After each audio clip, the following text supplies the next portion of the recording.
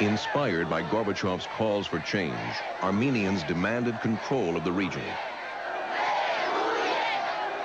Violence between Christian Armenians and Muslim Azerbaijanis soon spread from Karabakh to overwhelm both republics.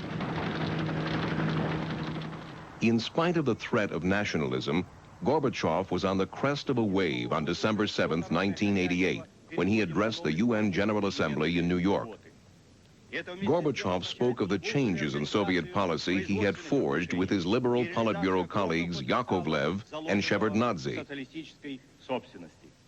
He talked of real changes at home, the release of political prisoners, the creation of a popularly elected parliament, and made a headline-catching promise to reduce Soviet forces in Eastern Europe.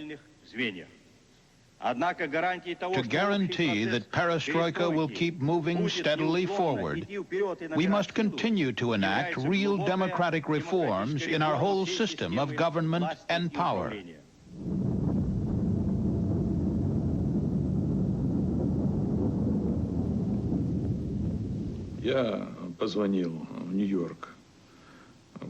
I called to New York and asked to speak to Gorbachev.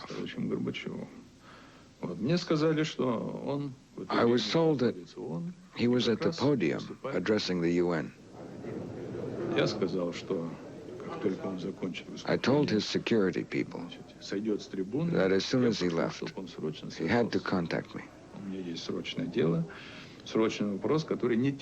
There was an emergency, and it couldn't wait.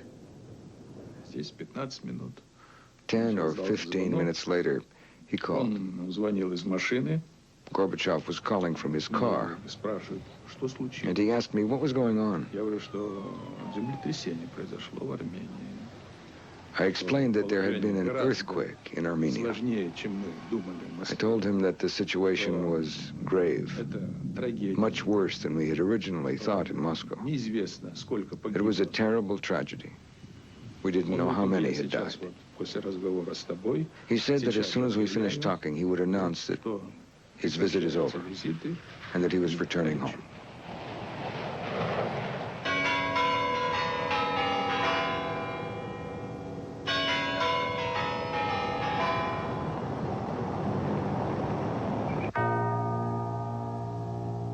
When Gorbachev arrived on the scene, 25,000 people were dead and 500,000 homeless.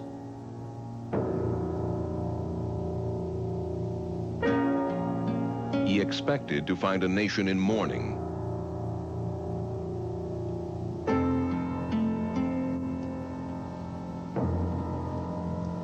Gorbachev was stunned. There was a man looking for his mother's body among the debris in Leninakan. He turned to Gorbachev and started talking about Karabakh. He was there looking for his mother, unsure whether she was dead or alive, but he immediately raised the issue of Karabakh with Gorbachev. Gorbachev was very afraid and surprised. He said, among all these bodies, how can you still talk about Karabakh? He could not understand how we felt about Karabakh. He thought people had been put up to it. Even before the earthquake, there were thousands of homeless people in Armenia, refugees from the conflict over Karabakh.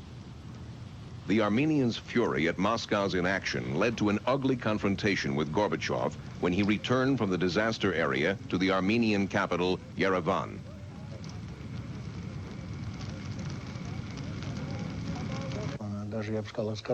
He was offended, he was indignant. And Gorbachev said, "Aren't you ashamed? We have just seen all this suffering, all this pain and tears. And instead of thinking about that, you are still carrying on with this obsession." Karabakh is being used by people who are political demagogues, adventurous, people who mislead the public. They don't like the changes perestroika is bringing to Armenia. And for a long time, they haven't really cared about Karabakh. They're in a struggle for power.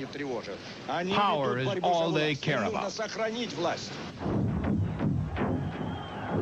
Just before Gorbachev left, the Karabakh Committee, leaders of the Armenian national movement, were arrested by Soviet troops who had set up headquarters in the Opera House. Public outrage at the arrests quickly turned Armenian feelings against Gorbachev and the Moscow authorities. At that point, they didn't understand how serious the Karabakh problem was. It was deeply rooted. They didn't realize that we were dealing with much more than a group of extremists who were making things difficult. The extremists weren't important. They were not the ones who determined what was happening.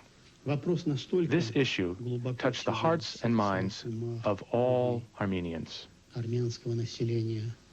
It quickly erupted into a mass movement. Everyone joined. Everyone joined. The